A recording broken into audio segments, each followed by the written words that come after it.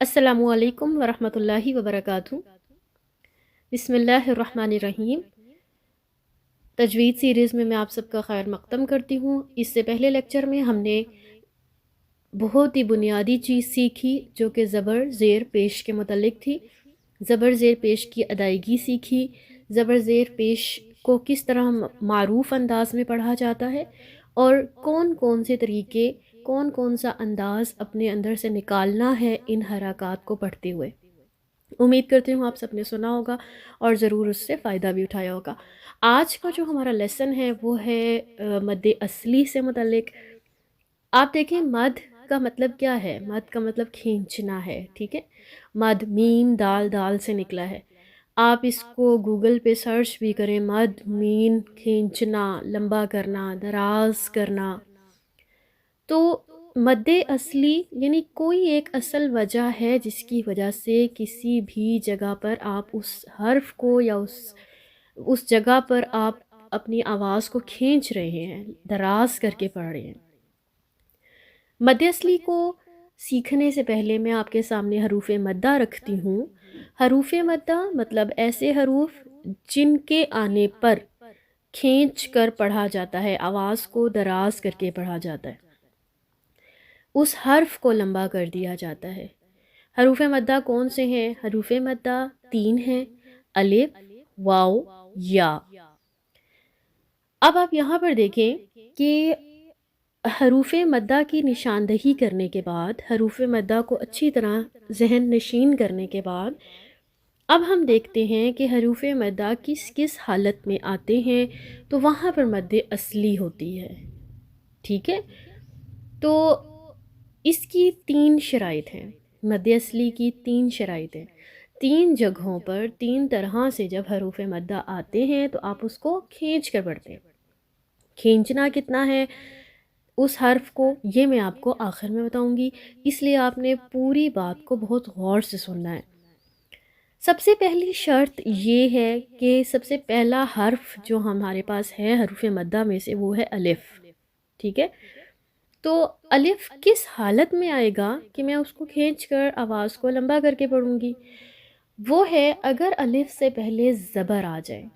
किसी भी लफ्ज़ में अलिफ को ढूंढें और अलिफ से बिल्कुल पीछे देखिए कि अगर ज़बर आ रही है तो इसका मतलब है कि वहाँ पर मुझे खींच कर आवाज़ को पढ़ना है। मसलन आपके सामने एक लफ्ज़ आ रहा है कौला, कौला। अब आप इस लफ्ज़ पे फोकस करें। इस लफ्ज़ पे आपको कहीं अलिफ नज़र आ रहा है? जी हाँ, ये अलिफ है। अब अलिफ मुझे मिल गया जो कि हरूफ मद्दा में से है। यहाँ पे मुझे मद्द असली करना है। अब इसके फ़ौरन बाद मैं ढूंढूंगी क्या मेरे पास ज़बर है? जी हाँ, बिल्कुल है। क़ाफ़ के ऊपर ज़बर है। अब देखें मैं इसको कैसे पढ़ूंगी। क़ाफ़ ज़बर अलिफ, क़ा, लाम ज़बर ला, क़ाला। अब आप देखें कि कोई तो वजह है कि मैं क़ा को खींच रही हूँ और ला को नहीं खींच रही। जी, वो अलिफ की वजह है, वो हरूफ मद्दा आने की वजह है। हरूफ मद्दा में से जो हर्फ अलिफ आया है उसकी वजह से हमने पहचान लिया, उसके पीछे आने ज़बर की वजह से हमने पहचान लिया कि यहाँ पे मुझे अपनी आवाज़ को दराज करना है। कैसे पढ़ना है? क़ाला, क़ाला। अब देखिए क़ाला, अब इसका मतलब है उसने कहा। अब अगर मैं बग़ैर किसी वजह के लाम को भी लंबा कर दूँ, लाम पर सिर्फ ज़बर है लेकिन मैं पढ़ूँ क़ाला, तो क्या ये दुरुस्त होगा? जी नहीं। क्यों? क्योंकि लफ्ज़ के मानी में बिल्कुल वाज़ेह तब्दीली हो रही है। उन दोनों ने कहा क़ाला, उन दोनों ने कहा क़ाला, उसने कहा। तो इसमें जो हरूफ मद्दा में पहला हर्फ है अलिफ, उसको हमने अच्छे से समझ लिया। आगे चलिए मद्दे असली की दूसरी शर्त है। दूसरी शर्त की में देखिए जो आपके सामने वाव आ रहा है हरूफ मद्दा में से, अगर वाव के से पिछले हर्फ पर, वाव साकिन से पिछले हर्फ पर पेश आ जाए तो वहाँ पर भी मद्दे असली होती है, ठीक है? तो اگر واو ساکن سے پچھلے حرف پر پیش آ جائے تو وہاں پر بھی مد اصلی ہوتی ہے، مطلب آپ نے اپنی آواز کو دراز کرنا ہوتا ہے، لمبا کر کے کھینچ کر پڑھنا ہوتا ہے۔ جیسے دیکھیے یہاں پر آپ کے سامنے لفظ آ رہا ہے کونو، کونو۔ اب دیکھیں میں یہاں پہ پہلے واو ساکن ڈھونڈوں گی، کیا آپ کو واو ساکن نظر آ رہا ہے؟ جی، اس لفظ میں تو 2 مرتبہ واو ساکن نظر آ رہا ہے۔ واو ساکن سے پیچھے کیا مجھے پیش نظر آ رہی ہے؟ بالکل آ رہی ہے، کاف پیش واو کو، نون پیش واو نو۔ تو واو ساکن کے آنے اور واو ساکن سے پیچھے آنے والے پیش نے مجھے بتایا کہ مجھے اس حرف کو دراز کرنا ہے، کونو۔ اب میں اس کو کنو نہیں پڑھوں گی، کنو نہیں پڑھوں گی، کیونکہ واو ساکن نے مجھے بتایا کہ مجھے اس کو پڑھنے میں کچھ تبدیلی لے کر آنی ہے۔